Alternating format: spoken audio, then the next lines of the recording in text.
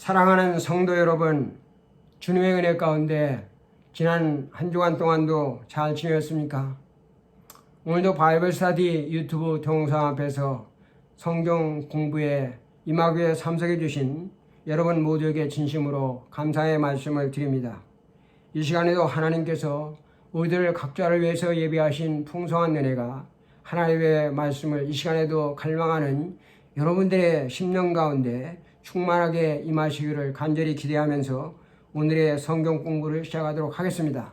먼저 하나님 앞에 기도하시겠습니다. 호흡이 있는 자마다 하나님을 찬양할지라 선포하신 전능하신 하나님 아버지, 코로나 팬데믹 대유행으로 말미암아 세상에 있는 어느 누구를 막론하고 육신적으로, 정신적으로, 물질적으로 그리고 신앙적으로 여러 가지 어려움과 공경 가운데 직면한 가운데 있습니다. 하나님, 이 어려운 때를 맞이해서 우리가 좌절하거나 실망하라 낙심하는 자 되지 않도록 인도하여 주옵시고, 힘과 능력의 원천이시는 살아계신 여호와 하나님을 우리가 앙망함으로 말미암아 새 힘을 얻음으로 독수리의 날개치며 올라간같이 우리가 새롭게 창공을 향하여 비상할 수 있는 저희들 모두가 다 될 수 있도록 인도하여 주옵소서. 살아계신 성령께서 또 우리의 마음을 인도하여 주심으로 말미암아 오늘도 바이블 스터디 동영상에 이렇게 모이게 하심을 진심으로 감사합니다. 성령께서 우리의 마음을 활짝 열어주시고 하나님의 은혜로 심령을 충만하게 채워주심으로 말미암아 하나님의 말씀을 잘 깨달아 알게 하시고 또 그 말씀 안에서 우리의 믿음이 똑바로 잘 성장함으로 하나님을 기쁘시게 하며 하나님을 영원롭게 할 수 있는 복된 성도들이 될 수 있도록 축복하여 주옵소서.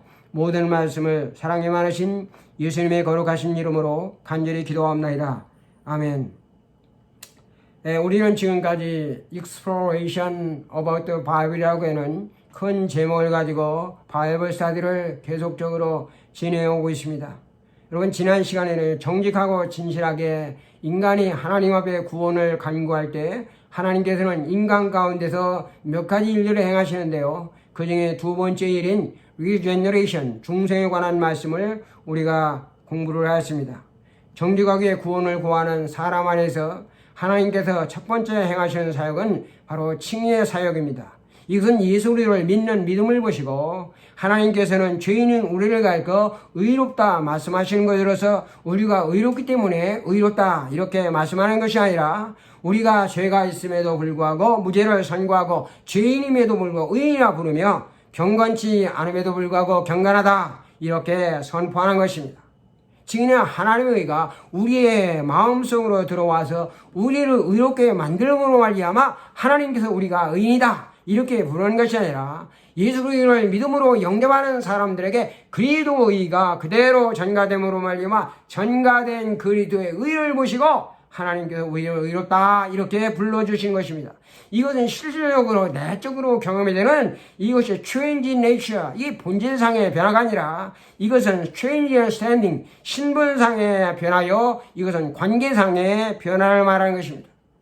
그래서 칭의로 말미암아 구원을 받은 사람들은요, 내면의 교육과 성결을 위해서 sanctificational life, 성화적인 삶을 우리가 추구해야만 하는 것입니다. 그것이 바로 칭의로 구원을 받은 성도들에게 요청이 되는 윤리적이고 도덕적인 명령이 되는 것입니다. 그래서 구원받은 성도는요, 칭의적인 삶에서 반드시 성화적인 삶으로 나아가야만 하는 것입니다. 이 캐톨릭 교회에서는요, 우리가 의롭고 거룩하고 성화적인 삶으로 말미암아 우리가 구원을 얻을 수 있다 이렇게 행위의 구원을 강조합니다마는, 그러나 개신교회는요, 구원을 받기 위해서 성화적인 삶을 살려고 노력하고 애쓰고 힘쓰는 것이 아니라 우리가 하나님으로부터 값없이 우리가 구원을 받았기 때문에 그 구원에 받은 자로서 마땅히 하나님의 은혜에 감사함으로 말미암아 하나님의 말씀에 순종하여 우리가 의롭고 거룩하고 성결한 성화의 삶을 지향한다 하는 것입니다.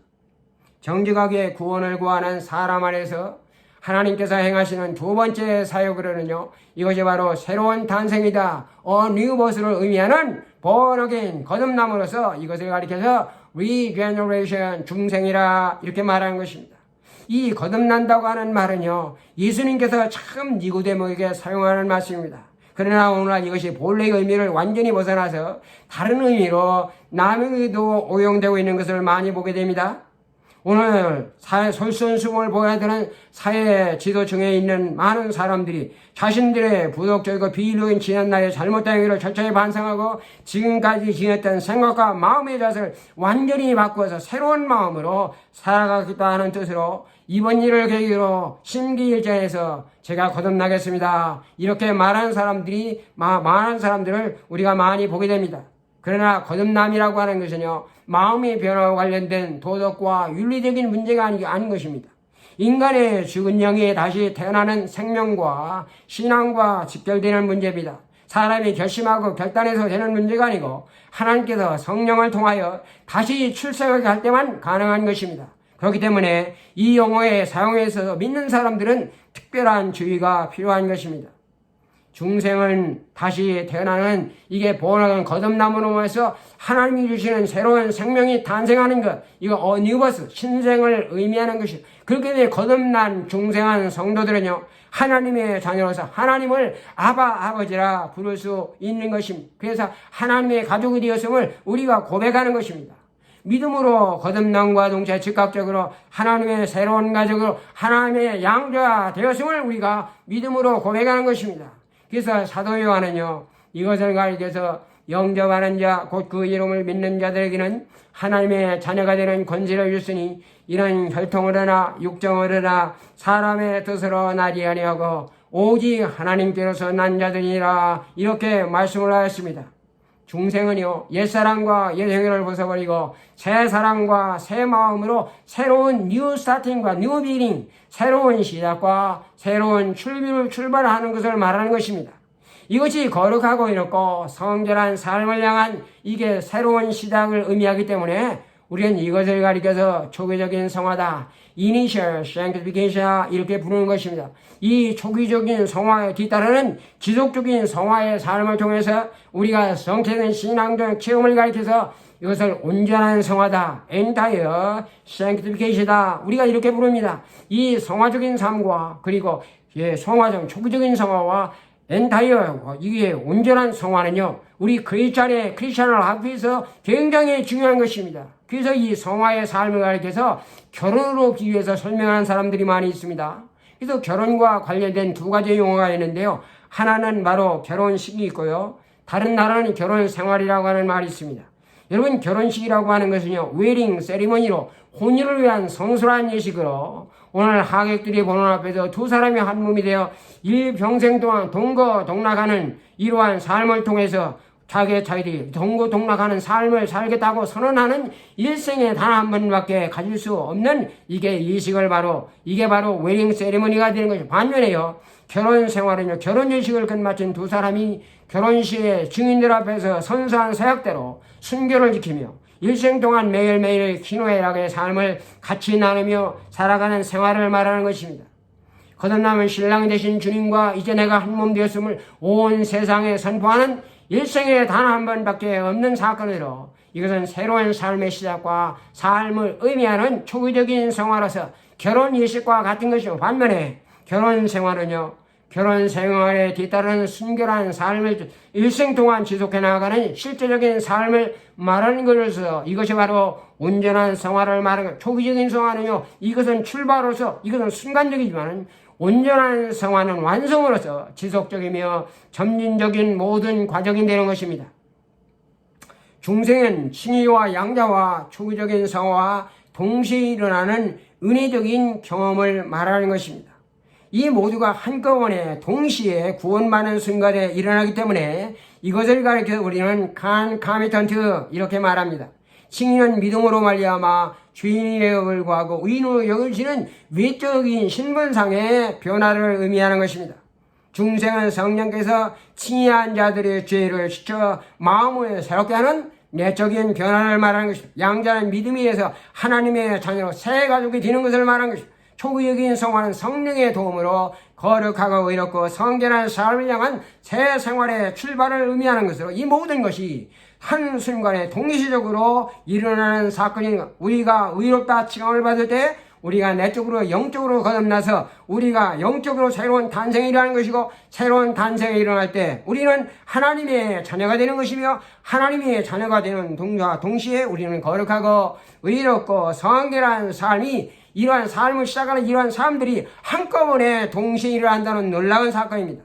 그러나 이 경험이라고 하는 것은 각자의 다 다른 것이며, 칭이라고 하는 것은요, 우리의 죄들의 용서와 신분적인 관계에 있어서 하나님께서 우리를 향해서 행하시는 것으로서 하나님 앞에서 우리가 의로운 자로 서게 하는 것입니다. 그러나 중생은요, 이렇게 새롭게 된 의로운 관계를 통해서 우리에게 새로운 생명을 직접적으로 부어주심으로 말미암아 칭의받은 자들의 내적인 죄를 씻어주고 영혼을 새롭게 하심으로 말미암아 타락한 본성을 완전히 씻어주시는, 완전히 갱신하는 사건이 바로 중생이라고 하는 것입니다. 양자는 칭의와 중생을 위한 하나님의 자녀의 특권을 다시 회복하는 것을 말한 것입니다.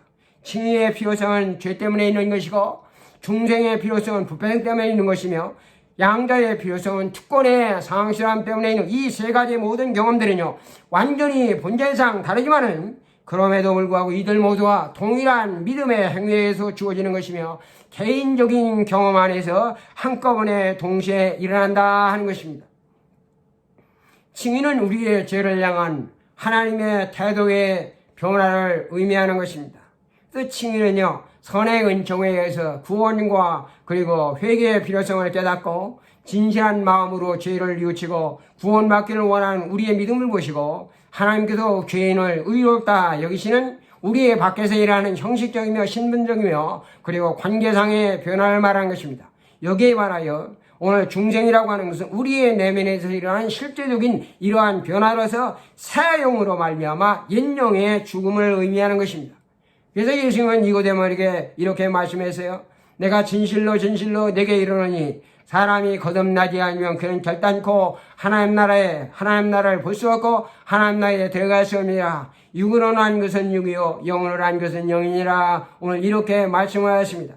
믿음으로 말미암아 사람은 정직하게 구원을 찾게 되고 중생함으로 말미암아 거듭나게 되는 것입니다. 칭의라고 하는 것은요, 하나님의 용서함을 말하는 것으로서 이것은 죄로부터의 완전한 해방을 의미하는 것이며, 중생이라고 하는 것 하나님께서 주시는 새로운 영적인 탄생을 의미한다 하는 사실을 여러분들이 꼭 기억해 주시길 바랍니다. 이제 오늘의 주제인 A New Family, 새로운 가족을 의미하는 Adoption, 양자에 관한 말씀을 우리가 함께 공부하도록 하겠습니다. 이제 우리 로마서 8장 14절부터 17절의 말씀으로 돌아가서 우리가 함께 읽도록 하겠습니다. 제가 여러분들 위해서 이 말씀을 봉독해 드리겠습니다.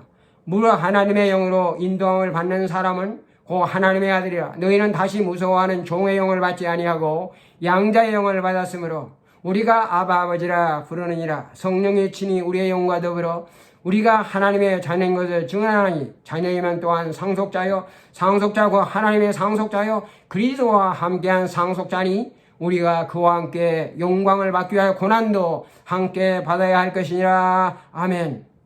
고린도후서 5장 17절의 말씀은요, 그러므로 그리스도 안에 있으면 새로운 피조물이라. 이전 것은 지나갔으니 보라 새 것이 되었다. 이렇게 말씀을 하고 있습니다.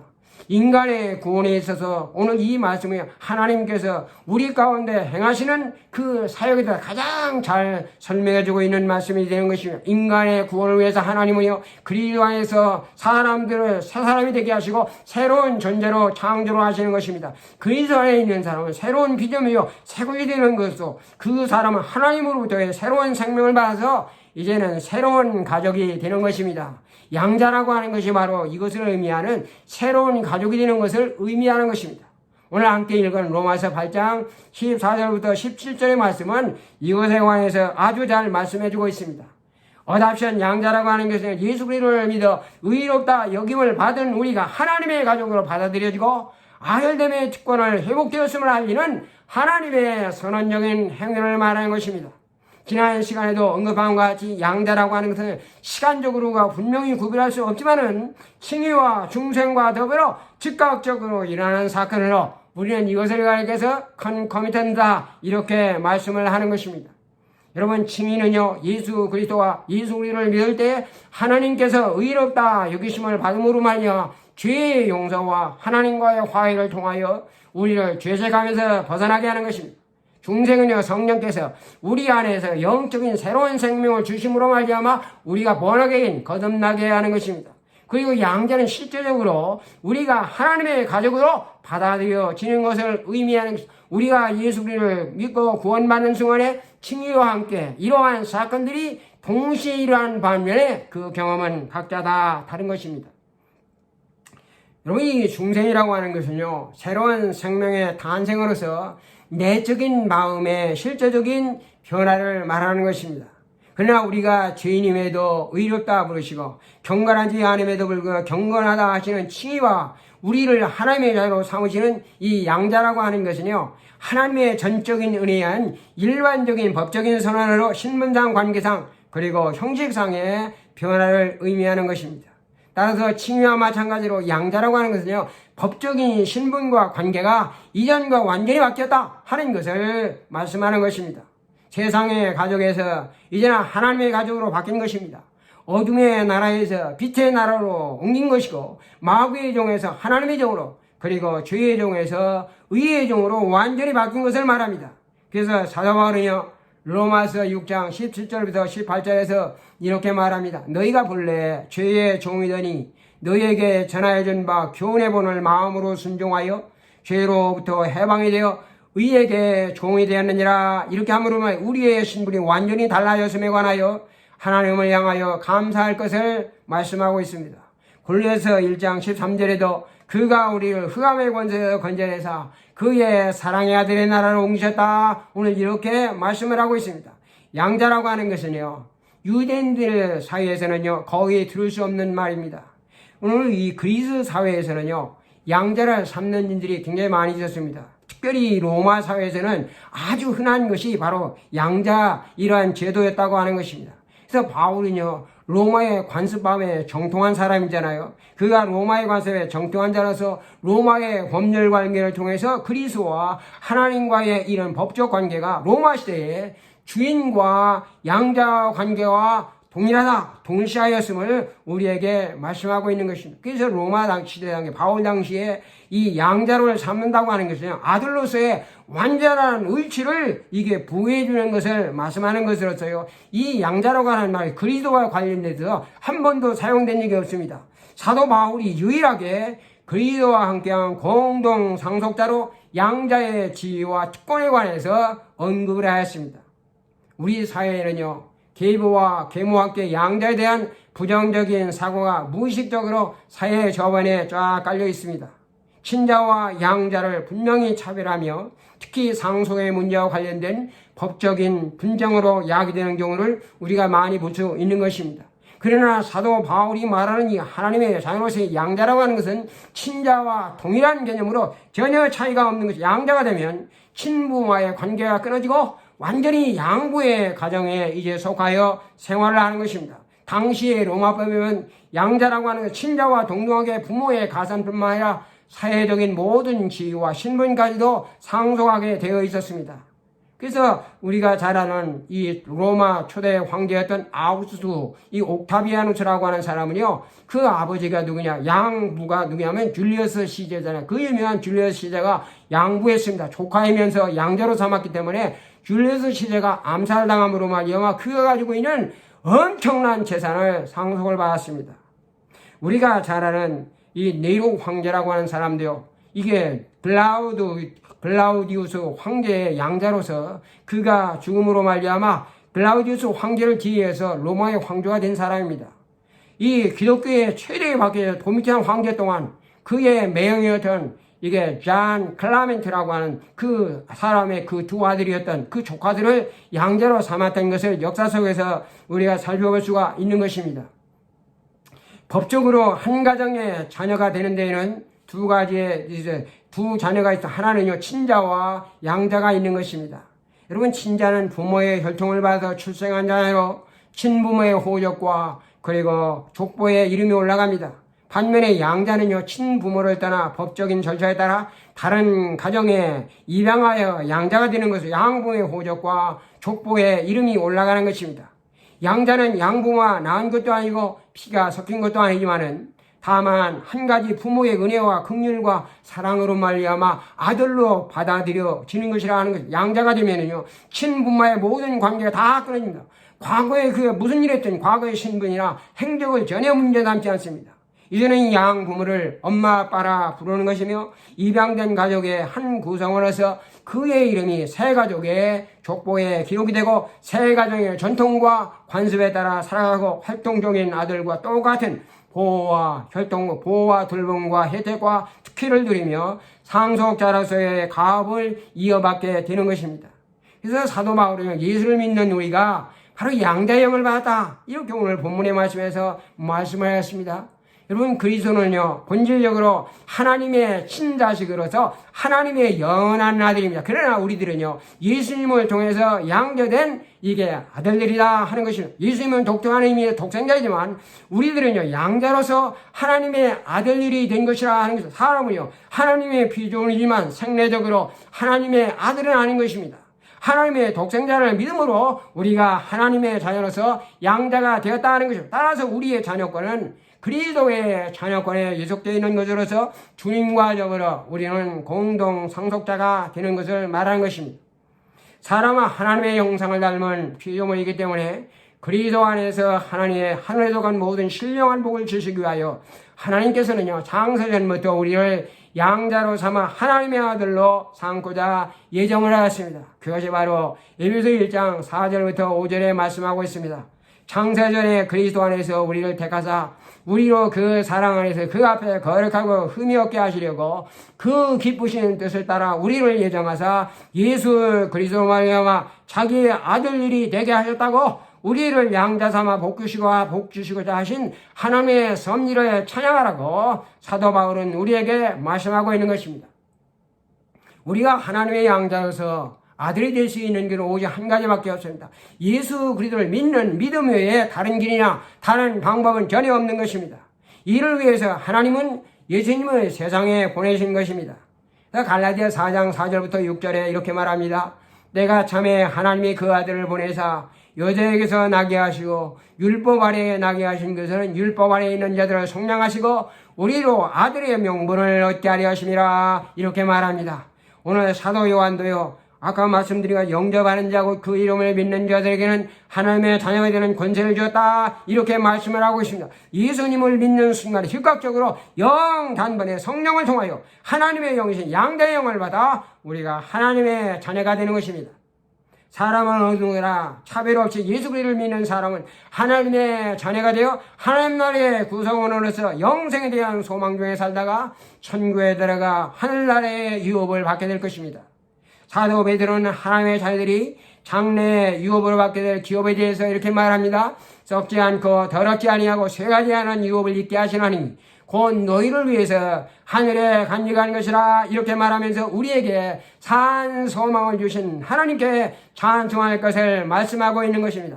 하나님께서는 성령을 통해서 예수 우리를 영접하는 모든 사람들에게 그가 하나님의 양자로서 하나님의 자녀 하늘의 시민이라고 하는 분명한 사실을 깨닫게 해주심으로 말미암아 영혼과 그리고 영혼의 평강과 확신을 갖게 하시는 것입니다. 로마서 8장 16절에 이렇게 말 성령께서 친히 우리의 영과 더불어 우리가 하나님의 자녀인 것을 증언하시나니 이렇게 말씀을 하고 있어요. 성령은 깨닫게 하시는 진리의 영이신 것입니다. 주님께서 진리의 영이 우리 가운데 오면 그가 너희를 모든 진리 가운데로 인도할 것이요 이렇게 말씀하십니다. 성령으로 말미암지 않고는 누구든지 예수를 주로 시인할 수 없느니라고 고린도전서 12장 3절에서 말씀을 하고 있습니다. 성령께서는요 우리에게 하나님의 영으로 인도함을 받는 사람이고 하나님의 사람이다 말씀하시고 양자의 영을 우리가 받았다고 오늘 로마서 8장 16절에서 말씀하심으로 말미암아 우리에게 직접적으로 계시하여 영혼의 평강과 확신을 누리게 하시는 것입니다. 하나님께서는요 우리에게 그의 말씀을 통하여 성령의 증거들을 받던 사람들에게서 언급을 하고 있습니다. 히브리서 11장 4절에 보니까 아벨은 가인보다 더 나은 제사를 드림으로 의로운 자라 하시는 성령의 증거를 얻었습니다. 히브리서 11장 6절에 보면 에녹은 그가 하늘로 옮기심을 받기 전에 하나님을 기쁘시게 한다 하는 성령의 증거를 받았습니다. 이사야 선지자는요, 성전에서 기도하며 화르다 나는 입술이 부정한 자요 입술이 부정한 백성 중에 거하는 자로서 내가 거룩하신 만군의 하나님을 보아도다. 그가 두려워하고 있을 때 하나님의 서랍 중에 하나가 그의 입술에 핀 숯불을 갖다 대면서 말합니다. 이것이 네 입에 닿았으니 네 악이 자해졌고 네 죄가 사해졌다. 이렇게 성령의 증거를 통해서 오늘 이사야가 죄가 그가 사해졌음을 확신하여 주었습니다. 신약 성경 중에 성령의 행전이라 불리는 사도행전에는요, 복음 전파를 위해서 사도들에게 계시하자고 말씀하시는 많은 성령의 증거들이 있습니다. 양자로서 하나님의 자녀됨의 분명한 내적인 확신을 주기 위해서 오늘 성령께서는요, 친히 우리의 영과 더불어 우리가 하나님의 자녀인 것을 우리에게 증언해 주신다. 이렇게 말씀하십니다. 이것이 바로 성령의 이중적인 증거라고 하는 것입니다. 이에 대한 대표는 성경 구절이요, 아까 읽어드린 로마서 8장 16절인데요. 성령이 친히 우리의 영과 더불어 우리가 하나님의 자녀인 것을 증언하시나니 오늘 이렇게 말씀을 하십니다. 여기에서 사도 바울은요, 성령의 이중적인 증언이 이게 거룩한 성령의 증거와 우리 자신의 영의 증거라고 말씀을 하고 있습니다. 그래서 요한 웨슬레 목사는요, 거룩한 성령의 증거를 가리켜서 이렇게 말합니다. Inward impress on the soul이다. 영혼에게 주는 이게 내적인 감동이다. 이렇게 말씀을, 영혼에 주는 내적인 감동, 이것이 바로 성령의 증거라. 이렇게 말씀했다. 이 내적인 증거에서 하나님의 영이 직접적으로 우리의 영에게 우리가 하나님의 자녀이며 예수 그리스도께서 우리를 사랑하셨고 우리를 위해서 자신을 내어주셨고 우리의 모든 죄를 씻기셨고 그리고 우리가 하나님과 화평해졌다 하는 사실을 오늘 우리에게 증거해 준다고 그렇게 말씀을 했습니다. 한편 성령께서는요, 간접적으로 우리 자신의 영의 증거를 통하여 우리가 하나님의 자녀다라고 하는 사실을 확신을 지켜주십니다. 이것은요, 우리가 하나님의 자녀라고 하는 이 말씀하시는 성령의 직접적인 증거에 대한 우리 자신의 영의 반응으로 하나님을 향한 선한 양심의 증언과 대답이라고 하는 것입니다. 성령은 간접적으로 우리 각자의 경험을 통하여 이성적으로 의식적으로 우리가 하나님의 자녀라는 사실을 깨달아 알게 하여 주십니다. 그래서 하나님을 우리가 아버지라 부르는 것입니다. 성령으로 말미암아 누구든지 예수를 주로 시인할 수가 없는 것입니다. 우리의 영혼 속에 말씀하시는 하나님의 영의 증거가 없인 아무도 하나님을 아빠라고 부를 수가 없는 것입니다. 성령께서는요, 우리가 양자로서 하나님의 자녀라고 하는 분명한 사실을 하나님의 말씀과 함께 우리 자신의 개인적인 경험과 내적인 양심을 통하여 증거를 하여 주는 것입니다. 이제 양자 입양으로 하나님의 가족이 될 때 우리에게 주어지는 다양한 혜택들에 관해서 우리가 살펴봄으로 알미암아 오늘 말씀을 마치도록 하겠습니다. 구원받은 우리 그리스도인들의 모두가 다 하나님의 양자로서의 자녀됨의 특권을 가지고 있습니다. 우리는 하나님의 자녀가 됨으로 인하여 우리의 신분과 지위가 완전히 바뀌어지게 되는 거죠. 우리는 예수 그리스도를 믿음으로 말미암아 하나님의 은혜에 순간적으로 즉각적으로 우리 육신의 자녀가 하나님의 자녀가 되었다는 것입니다. 오늘 이것을 가리켜서 갈라디아 3장 20절에 이렇게 말합니다. 너희가 다 믿음으로 말미암아 그리스도 안에서 하나님의 아들이 되었다. 이렇게 말씀을 하십니다.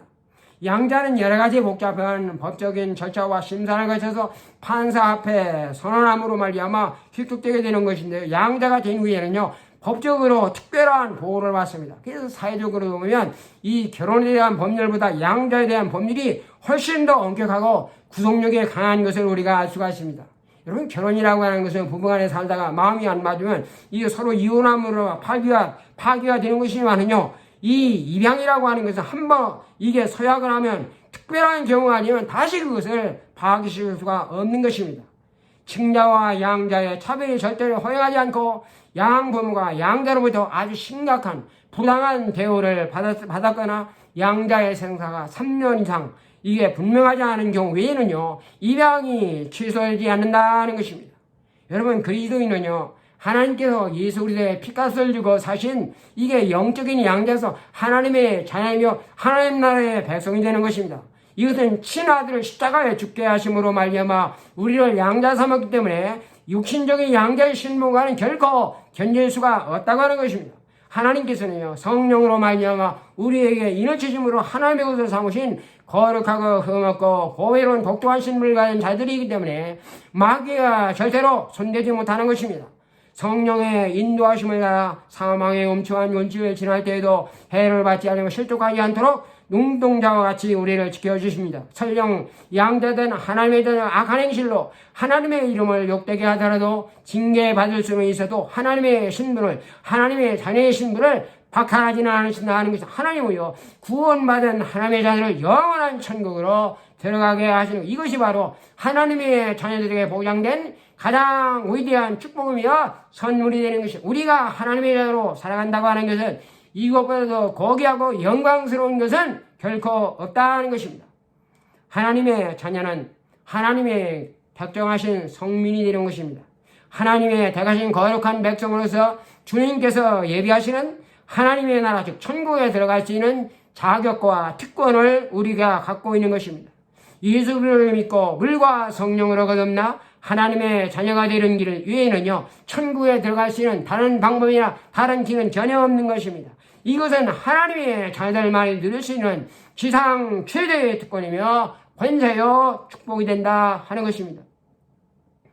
우리가 하나님의 자녀이기 때문에 성령의 특별한 보호와 인도와 돌보심을 받고 하나님 아버지로부터 필요한 것들을 우리가 공급받을 수 있는 축복을 누리게 되는 겁니다.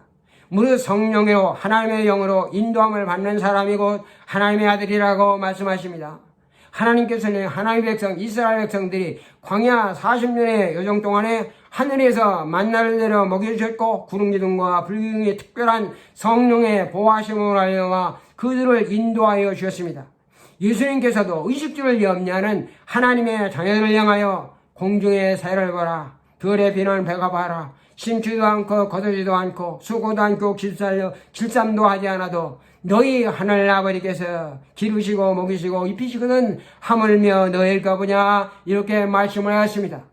우리가 하나님의 입양된 양자이기 때문에 친자이신 예수님처럼 똑같이 우리가 하나님을 아버지라 부르는 것처럼 우리도 똑같이 하나님을 아버지라 부르는 특권을 소유하고 있는 것입니다. 우리가 하나님을 아버지라 부르는 것은요 우리가 하나님의 자녀이며 하나님의 가족이며 하나님 나라의 백성임의 증거를 의미하는 것입니다. 우리는 하나님을 아버지라 이렇게 부릅니다. 여러분 아버지라 부르는 것은요 아들만이 가질 수 있는 절대적인 특권을 말하는 것입니다. 우리 아바라고 하는 말은 아람어로서요 어린아이들이 아버지를 부를 때 아빠라고 데디라고 부르는 애칭으로서 아빠와 자녀 사이에 아주 특별하고도 친밀한 관계를 나타내는 용어입니다.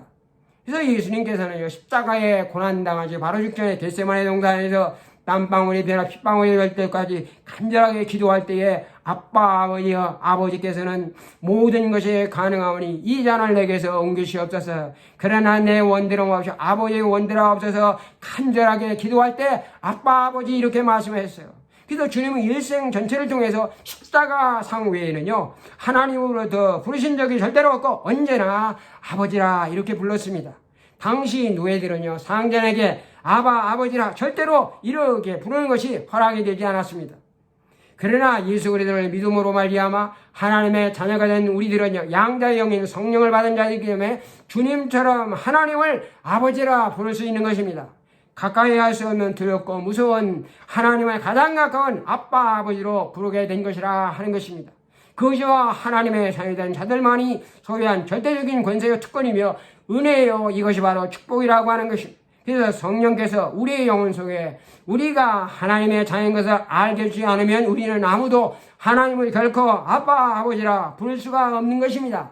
그래서 사도 바울이 로마서 8장 16절에 말합니다. 너희는 다시 무서워하는 종의 영을 받지 아니하고 양자의 영을 받았으므로 우리가 아빠 아버지라 부르니라 이렇게 말합니다. 갈라디아 4장 6절에서 너희가 아들임으로 말미암아 하나님이 그 아들의 영을 우리의 마음 가운데 보내서 우리가 하나님을 아버지로 부르게 하셨느니라 이렇게 말씀을 하고 있습니다.